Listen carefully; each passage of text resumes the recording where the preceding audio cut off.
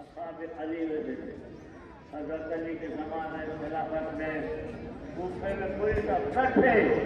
میدان کربلا میں عمر سعد کی فوج سے گفتگو مصالحت میں جو کام ہو جانے پر اصحاب حسین میں شامل ہو گئے.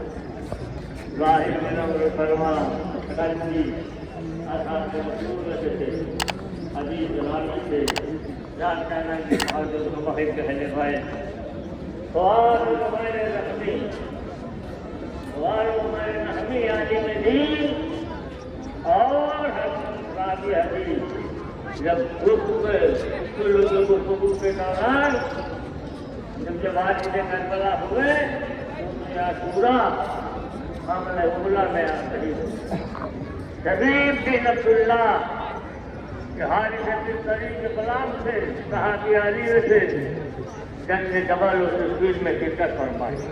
شبیب بن عبداللہ ناشانی یہ بھی حضرت علی کے صحابی جنگ جبل و تشکیل میں مولا کے ساتھ شرکت فرمائی. عبد الرحمان بن عبد الرب انصاری اور صحابی رسول تھے. راوی حدیث قدیر تھے. انہوں نے غدیر کے سارے واقعات یہ صحیح ہے.